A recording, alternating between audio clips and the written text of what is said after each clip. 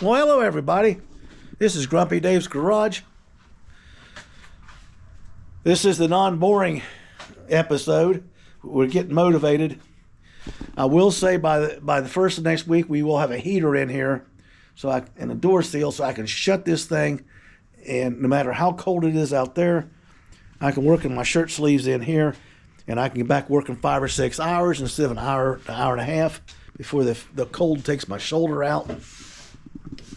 Got a replacement. It doesn't like cold weather. First full winter without painkillers. Okay, here's what we're doing. This is the radiator. LUXERAD. Racing aluminum radiators. Quality project. So it takes a quality product to keep up with it. Here it is. Other than the fact I dinged it a couple times. I hate when I do that. Let me move my temporary light out of the way. I got a pile of tools there to finish up the ghost.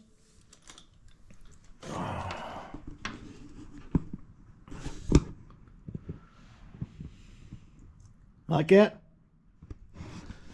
You got this hose fitting going here and turn to here. I got that heater control that I'm going to be making on camera here shortly. You got the hoses coming down, getting reduced. The one goes in the valve. So I don't know whether the cable comes left or right of the head, depending on whether it's a push or a pull on the dashboard to control the heat. Which I'm not going to get the dashboard down. It's going to be in my way right now. Okay. This will get a reducer. It'll reduce down to 1 inch, and then I'll just have the silicone elbow here. If you look down in there, you can see the sway bar. It's just hanging in there. It's not in yet. It's the thickness of this away from the radiator, which is all it needs, because it doesn't really move. I just got that in there, so I can't bang it. I already put a little ding on it with the nub of this water pump. I knew I should have taped something over it. But even if you rub it, it's going to bend the fins. I got to get the belt. This thing right here is amazing. Now you got to remember, when you put your belt on, you got to pull it over like this. Let's see if I can't get it better. Here. And it's up. You stretch it. You put the belt on. It actually misses this here. That was not me planning it. That was a given. It just happened out that way. I just looked at it and thought, oh, that ain't going to work. So I moved everything to the front. I cut the trim. And this is my safety thing for the day. I was cutting and the sparks were going down because I was cutting.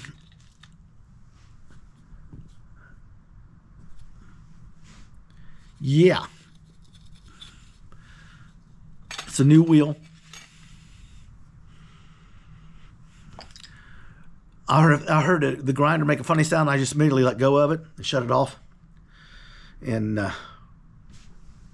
this fell on came out as the grinder was kind of holding it. It was in a bind. As soon as I shut it off, it just fell to the ground at my feet. Now, a lot of people, you'll see them, they're grinding and they got that wheel right there and they're watching where they're cutting. I draw a line with a Sharpie and a ruler, and everybody laughs at me for my little pink ruler and my lines. This is why. I'm going to get a full face shield. I'm not allowed to work out here without safety glasses on. I had multiple eye surgeries 3 years ago. I was legally blind for 90 days with torn retinas and cataracts and everything going back and forth. And I ended up with 2 surgeries on this eye and 3 on this eye. And I can take my glasses off and see better than I could ever before. I just can't read print. And the eye doctor says, because you do stupid stuff all the time. And I said, well, that's because I'm a guy. She says, I know it. It's just you. She says, I'll keep you in glasses with special lenses so you can't hurt yourself. Plus, you need a little sun protection. So it's like my doctor wife talking to my wife to make sure I don't misbehave. Now right here, and I'll show you. See right there? This is just the pad. That's where the barb is. Here's the... I had to reposition that sway bar a ½ inch to get it away from that lower engine pulley. This came out good. This will come out good. So we're moving forward. This should assemble without a problem. I can't cable it anyway until the dash is almost ready to go in. And the cable comes up the last minute through there before the dash goes inside, to whether it's going to hug the fender and come over, or it's going to come underneath the manifold and go over. Depends on whether it's a push or a pull on the control when you turn it on the cable, because it moves in and out. I'm hoping it's a push. I can run it underneath the manifold and hide it. If not, I'll have to hide it somehow around the side there, make it look decent. Windshield washer. I had to change this because there's a bolt hole wallered out. I didn't know it, so I went to clean it with a pick because I spray painted it and it got some in there, had some dirt. I thought I'd just clean it out later. I went to clean it out later, found out the hole was wallered out. So what I'm doing is, there it is. She's all lined up. You can see her. Okay.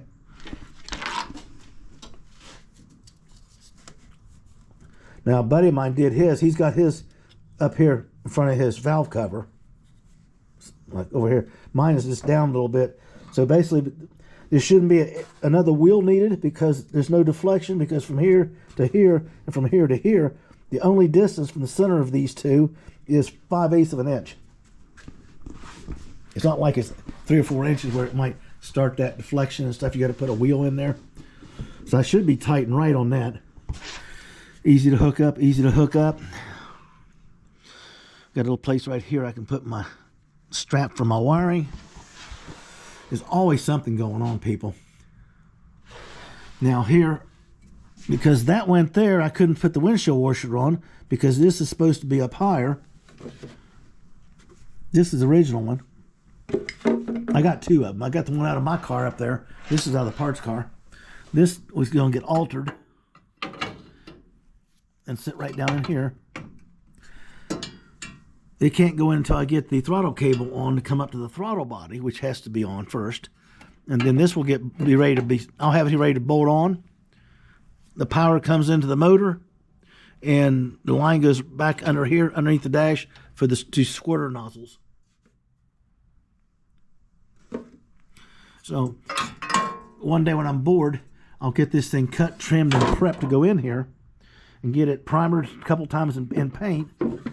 Then the tank comes in. Okay, I'll kind of center it, because see, when this comes down with the hood, it's clear, as long as the lid's on that side.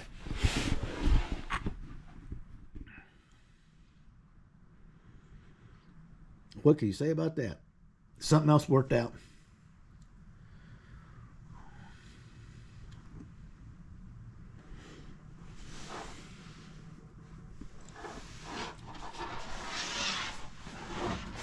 Give you a little walk around here. You see, I already got the bolts figured out for that.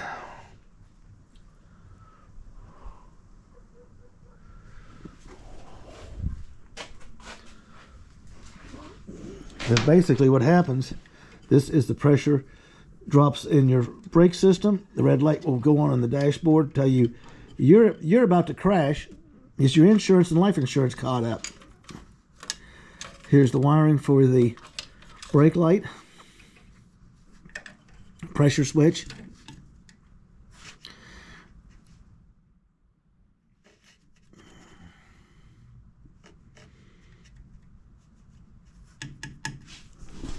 I'm wondering about something.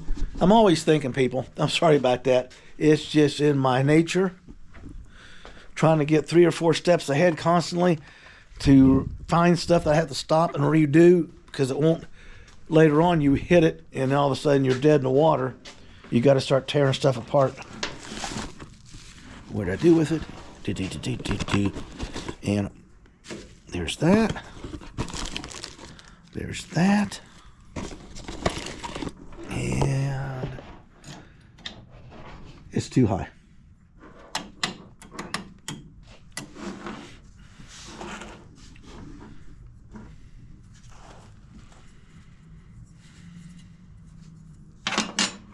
And this is a separate oil pressure gauge.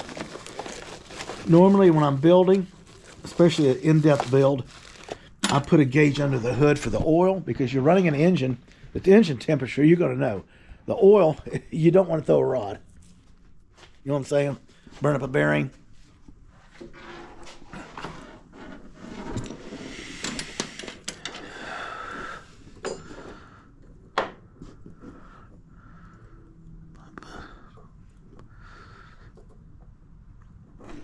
See, even that's questionable, because I still got an ECM, a fuse block for the standalone, and a fuse block for the entire car to come in here.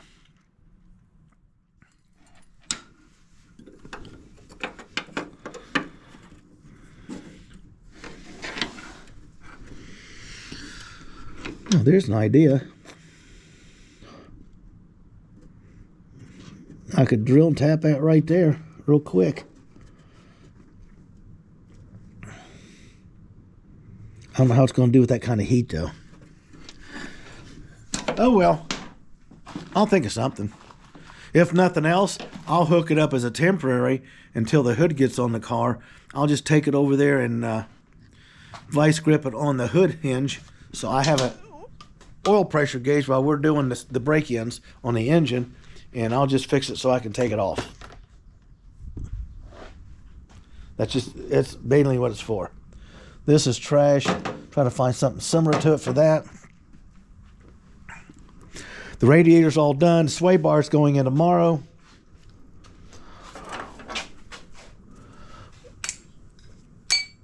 Try to get some of this stuff picked up. Keep knocking it in the floor, and then I gotta get in there and pick it all up. There's one right there. You know. People, that's it. I don't know what else to tell you. I can show you what we're doing out here on the shop car real quick. This is the transmission. Open this cap up and you put your fluid in there. You see that little plug down there?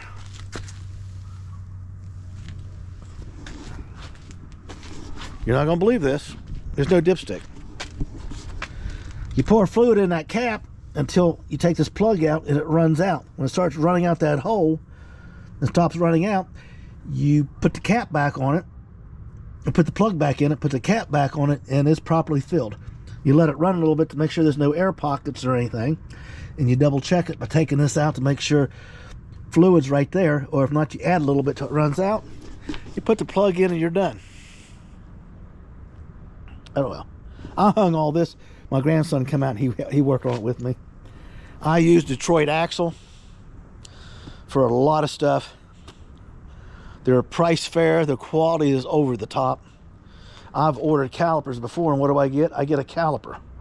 When I ordered a caliper set here for the front, I got the whole dang old thing. I got the bracket, the clips, and the caliper ready to go. Put my brake lines on it. Popped in a brand new set of heavy duty ceramic pads. That's all I use. Slotted this with ceramic pads. They dissipate heat faster. They don't fade. If you stop a whole lot, and guess what? You never have a problem with them. They're on my truck, and that truck hauled a lot of weight, a lot of stop and go in the city. The brakes are only a third the way wore. The rotors look perfect. This side here, okay, here's that plug that my son's got to work with. I left all this out instead of putting it in because it's so much easier for him to sit here and work on this without having to have that strut and all that stuff in his way. So what we're going to do is he's going to do the plug. Instead of repinning it, I got him a pigtail, so he can get a new plug in here, get it all taped and waterproofed and all that other stuff he does, and plug it into the steering, and then we're done. Then he'll go over on the hood and put the brackets in and start putting in the battery and the fuse block and the computer and all those covers and whoppy-doos General Motors has got over there. I have my grandson help me. We'll get this buttoned up, raise the car up. It has to be sitting totally level, so I don't have to lift up one end on the back. It'll come up with 3 points. We're not going under it. And then what we'll do is we shall do a little filling up the fluid and giving her a good test run, letting her idle, check reverse and the gears and everything. Everything's good to go. And then when it's all good to go, see, when he gets done with this, gotta put the fender well back in so I can put the other stuff back in. And I bought all new clips to pop them in. I bought 40 of them for $7. Instead of having loose floppy plastic panels carrying on, I'll just throw them away and pop in the new ones. She runs good. She's air conditioned, perfect. Heater will melt your eyeballs out of their sockets. I mean, it's a perfect little high mileage getting compared to my Ram. I can put $125 in that truck a week, or I can put $40 or less in this car here a week and do 5 times the driving with this as I can with the Ram. It is not designed for a daily driver. Well, I was running a trucking business when I bought that. It was just to haul me back and forth to work and haul stuff and to my truck. And then when I was flipping houses, whatever I bought, I could put in that truck or in a trailer behind it, and it would drag it. Never had a problem. And as it's getting older, I'm still putting money in it, doing the repair stuff. I'm not trying to keep it new. Face it, the vehicles have a life, but I kept the struts on it. I kept the shocks on. I replaced the sagging spring. You know, it gets regular service. I need to get seat covers on it because I'm starting to wear the driver's seat after all these years of climbing in and out of it. So I'm thinking about getting Carhartt. They make seat covers now. They ought to be pretty good for rough wear. I just need one on the driver's side because it's hardly ever anybody on the passenger side.